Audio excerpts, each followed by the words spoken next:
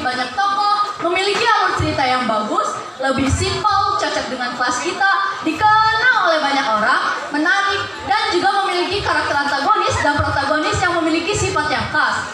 Tanpa berlama-lama lagi, selamat menyaksikan!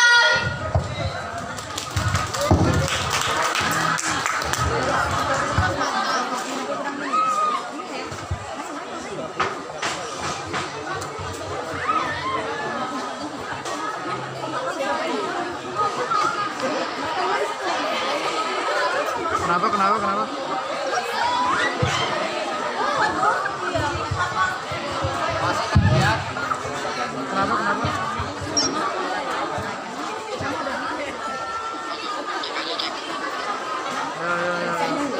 Pak, memberikan dukungan, Bos.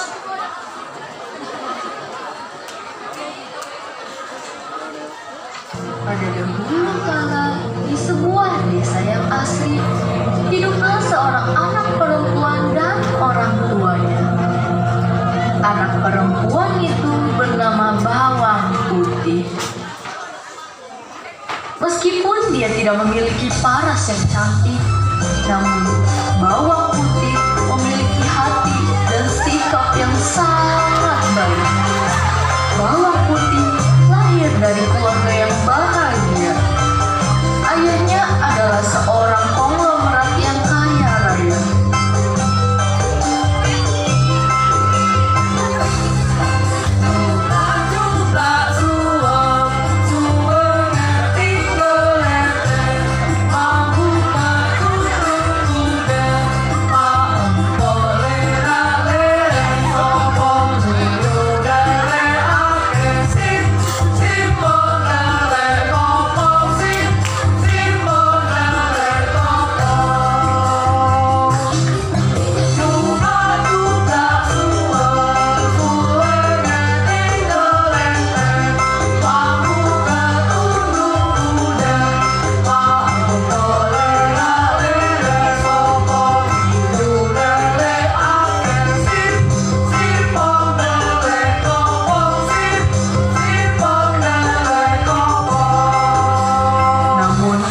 Suatu hari, ibu Bawang Putih sakit keras dan akhirnya meninggal dunia.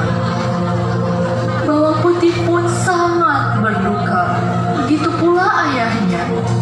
Bawang Putih menangis pada ayahnya. Ayah, mengapa ibu pergi meninggalkan kita begitu cepat? Ini memang sudah takdirnya, nak. Kamu harus tabah ya. Tapi kenapa sangat cepat, ya? Aku sama siapa sekarang kalau sudah tidak ada ibu ya? Sudahlah anakku. Yang sudah, biarkan sudah. Kamu masih mempunyai ayah yang akan selalu menjagamu. Di desa yang asli itu pula, tinggallah seorang janda dengan anak gadisnya bernama Bawang Merah. Sejak ibu Bawang Putih meninggal dunia, ibu Bawang Merah pun sering berkunjung ke rumah Bawang Putih. Dia sering membawakan makanan hingga membantu Bawang Putih membereskan rumah.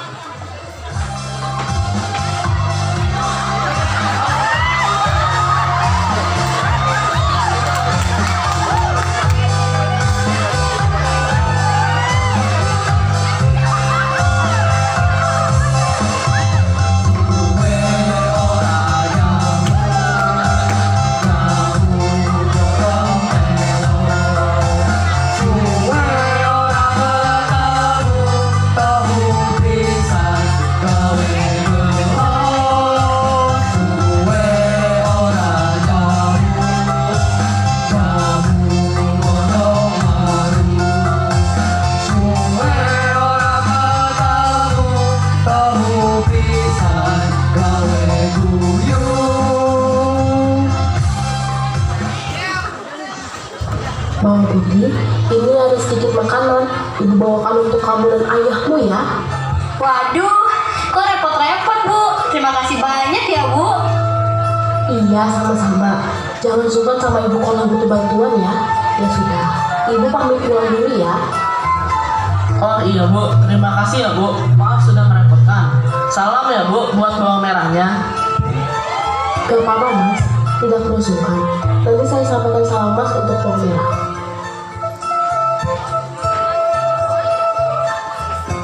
Karena merasa bawang putih butuh peran seorang ibu, sang ayah pun berpikir bahwa mungkin lebih baik jika ia menikah dengan ibu bawang merah. Dengan berbagai pertimbangan dan mendapatkan persetujuan dari bawang putih, sang ayah pun menikah dengan ibu bawang merah. Bawang putih, sepertinya kamu butuh peran seorang ibu. Ayah khawatir jika ayah sudah tiada. Nanti siapa yang akan merawat kamu? Jika ayah menikah dengan ibu bawang merah, apakah kamu setuju? Aku sudah begitu percaya dengan keputusan ayah. Aku cuma akan mematuhinya saja. Lagi pula, ibu bawang merah juga sangat baik kepadaku. Baiklah, bila engkau menyetujuinya, ayah akan memperlihatkan maksud ayah pada ibu bawang merah. Begitu menerima persetujuan dari sang anak, ayah bawang putih pun mendatangi ibu bawang merah dan menyatakan maksud untuk melamarnya. Akhirnya, mereka pun menikah.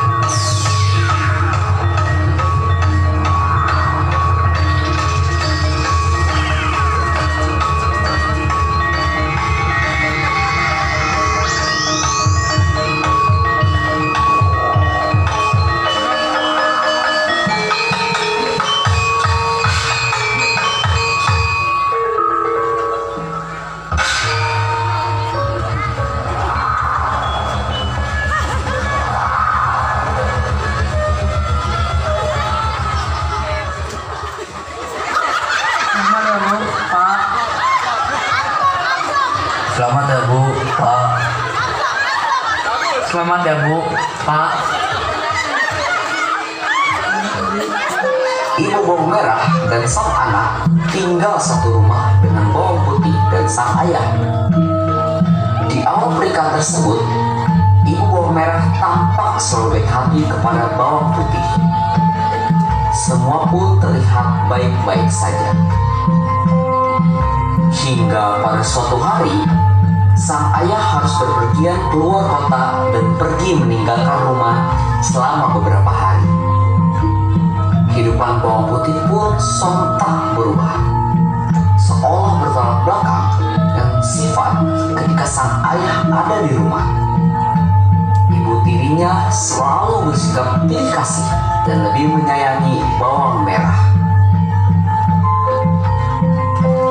Hei bawang putih, kerjamu jangan cuma bermalas-malasan saja. Sana bersih-bersih dan beres-beres rumah. Baiklah Bu, akan aku laksanakan. Putih, jangan lupa juga kau mesti mencucikan bajuku dan membersihkan barang-barangku hari ini.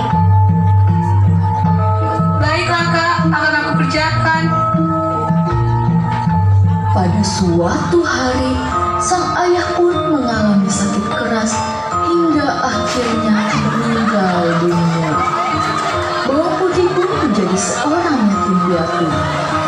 Semenjak sang ayah sudah tiada, sang ibu tiri dan bawang merah semakin bertindak keterlaluan terhadap bawang putih. Hei bawang putih, kamu setiap hari harus bangun pagi-pagi. Jangan lupa untuk menyiapkan makanan dan juga beres-beres rumah. Paham kan kau? Iya Bu, aku mengetahuinya, akan aku lakukan. Meskipun selalu diperlakukan seenaknya, bawang putih tidak pernah membenci ibu dan saudara tirinya. Dia selalu bersikap baik dan mematuhi segala perintah mereka. Hingga suatu ketika, bawang putih menghadapi masalah besar karena menghanyutkan salah satu selendang milik ibu tirinya ketika sedang mencuci pakaian di pinggir sungai. Bawang putih pun menyusuri setiap sisi sungai untuk menemukan keberadaan selendang ibu tirinya itu. Ia sangat takut jika ia tidak menemukannya, ibu tirinya pasti akan sangat marah. Namun, Bawang Putih tidak berhasil menemukan selendang sang ibu. Dengan putus asa, ia pun kembali ke rumah dan menceritakan kejadian tersebut kepada ibunya.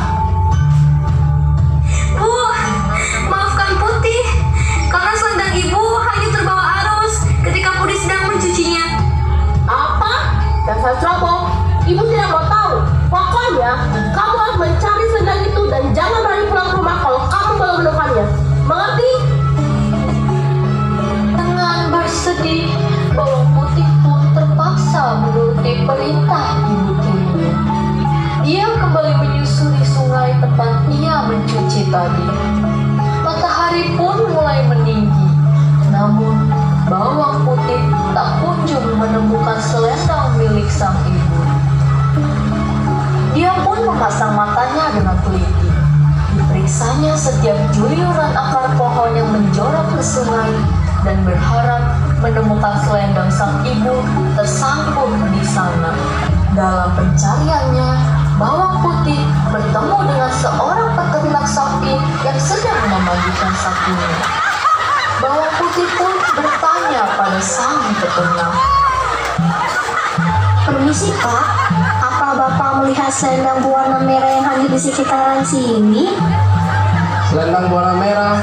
Oh, tadi Bapak sempat melihatnya, walaupun hanya sekilas. Sepertinya selendang itu menuju ke sungai yang berarah ke pasar.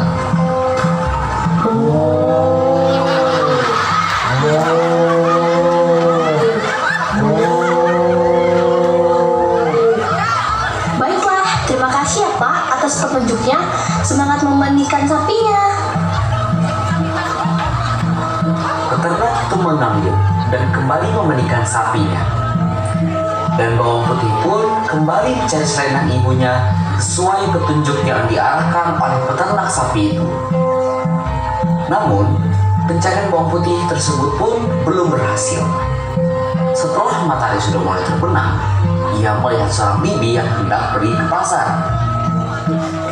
Permisi Bi. Anak, apa ada yang bisa Bibi bantu? Bibi, apakah Bibi melihat ada selendang berwarna merah yang hanyut lewat sini? Selendang ibu saya terbawa arus sungai. Saya harus menemukannya dan membawanya pulang. Oh, selendang yang berwarna merah ya? Iya, tadi Bibi ada lihat. Coba kamu telusuri sungai ini sehingga menemukan sebuah gubuk. Di sana ada seorang nenek. Pasti selendang yang kamu cari sudah sampai di ujung sungai tempat di mana gubuk itu berdiri. Mungkin sang nenek yang menemukan selendang yang kamu cari, Nak. Baiklah Bibi, saya akan ke sana. Terima kasih. Sama-sama, Nak. Hari pun sudah mulai gelap. Bawang Putih pun sudah mulai merasa putus asa karena tak kunjung menemukan selendang sang ibu. Ia pun terus menyusuri sungai tersebut mengikuti saran bibi yang ia temui. Hingga akhirnya ia melihat cahaya lampu yang berasal dari sebuah gubuk di dekat tepian ujung sungai. Bawang Putih pun segera menghampiri gubuk itu dan mengetuknya. Permisi. Iya Nak, siapa kamu? Saya Bawang Putih, Nek. Saya datang kemari ingin menanyakan, apakah Nenek ada melihat selendang ibu saya yang hanyut di sungai? Selendang berwarna merah ya Nak? Iya, tadi Nenek melihat selendang itu tersangkut di depan rumahku. Sayang sekali, padahal aku sangat menyukai selendang itu. Tapi, baiklah, aku akan mengembalikannya kepadamu dengan syarat. Kamu harus menemaniku di sini selama beberapa hari. Aku sudah lama tidak mengobrol dengan siapapun dan butuh ditemani. Bagaimana? Baiklah, Nek. Saya akan menemani Nenek dan tinggal di sini selama beberapa hari. Asalkan Nenek tidak bosan saja dengan saya. Hehehe. Akhirnya, Bawang Putih pun tinggal bersama nenek itu selama seminggu lamanya. Setiap hari, Bawang Putih selalu membantu berbagai pekerjaan rumah nenek. Tentu saja si nenek merasa sangat senang. Hingga akhirnya sudah genap seminggu dan sang nenek pun memanggil Bawang Putih. Nah, ini sudah genap seminggu kamu tinggal di sini. Aku merasa sangat senang karena kamu sangat baik hati dan berbakti kepada orang tua. Untuk itu sesuai janjiku, kau boleh membawakan kembali selendang ini pulang ke rumah. Dan satu lagi, kamu juga boleh memilih salah satu dari labu kuning ini sebagai hadiah. Tidak usah repot-repot, Nek. Ayolah bawang putih, tidak apa-apa. Ya sudah, Nek. Putih memilih yang kecil saja ya. Mengapa kamu memilih buah yang kecil ini, Nak? Tidak apa-apa, Nek. Saya takut tidak kuat jika harus membawa yang besar, Nek. Baiklah, Nak. Hati-hati di jalan ya. Baik, Nek. Terima kasih. Bawang putih pun pulang ke rumah sambil membawa selendang dan buah labu kuning. Sesampainya di rumah, bawang putih langsung menyerahkan selendang merah milik ibu tirinya. Ibu, maaf aku baru kembali. Aku baru berhasil menemukan selendangnya Ibu. Ini selendangnya, Bu. Hei gembel, apa itu yang kamu bawa? Iya, apa itu yang kamu bawa? Ini buah labu, Bu. Sini, berikan labunya. Merah, jangan. Labu kuning tersebut pun jatuh, terbanting oleh bawang merah hingga akhirnya terbelah. Bawang merah dan sang ibu pun langsung terkejut dan terheran-heran karena melihat isi dari buah labu tersebut. Mereka berdua sontak berteriak. Hei gembel, kamu dapat dari mana labu yang berisi emas dan permata ini? Iya, dari mana kamu mendapatkan buah ajaib ini? Aku mendapatkan labu ini dari... Dari mana Putih? Jangan! Ketika aku mencari selendang ibu yang hanyut terbawa arus sungai, hari sudah gelap, sehingga aku harus menginap di sebuah gubuk milik seorang nenek di pinggir sungai. Aku pun diminta oleh nenek itu untuk menemaninya selama seminggu. Setelah genap seminggu dan ketika ingin pamit pulang, aku diberi hadiah ini. Setelah mendengar cerita bawang putih, ibu bawang merah dan bawang merah tersenyum jahat karena berencana untuk melakukan hal yang sama agar bisa mendapatkan hadiah seperti itu. Bawang merah, kita harus melakukan apa yang dilakukan oleh anak sialan itu. Baiklah ibu. Kalau begitu, besok pagi kita harus pergi ke sungai. Baik bu. Keesokan harinya, bawang merah dan ibunya pun menghanyutkan selendangnya ke sungai dan mereka mengikuti selendang itu hingga akhirnya mereka tiba di gubuk nenek yang diceritakan oleh bawang putih. Nek, apakah nenek melihat selendang ibuku berwarna merah yang hanyut di sungai ini? Nenek tahu, tapi kalian harus menginap di sini selama seminggu jika kalian ingin nenek mengembalikan selendang itu. Baiklah, Nek. Akan kita temani nenek selama seminggu. Selama seminggu, bawang merah dan ibunya menginap di rumah sang nenek hanya dengan bermalas-malasan. Jikalaupun ada yang mereka kerjakan, pasti berujung dengan hasil yang tidak bagus karena dikerjakan secara asal-asalan. Akhirnya setelah seminggu lamanya, sang nenek membolehkan mereka pulang. Bukankah seharusnya nenek memberi kita labu sebagai hadiah karena menemanimu selama seminggu? Ya sudah, silakan kalian memilih salah satu dari labu ini. Ambil yang besar saja merah, pasti isinya lebih banyak. Dasar tidak sopan. Ibu dan anak sama saja sama-sama licik. Sampainya di rumah, bawang merah dan ibunya menyuruh bawang putih untuk pergi ke sungai selagi mereka membuka labu tersebut karena takut bawang putih meminta bagian. Putih, sana pergi ke sungai, cuci baju-baju yang kotor. Baiklah bu, setelah bawang putih pergi, mereka pun membelah buah labu tersebut. Namun ternyata buah labu tersebut tidak menyimpan emas, namun puluhan ular berbisa. Aduh, ibu, kenapa jadi seperti ini? Merah kesakitan bu. Ibu juga merah, dasar nenek penipu.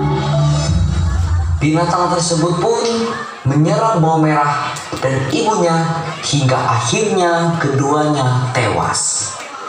Dan ceritanya telah selesai.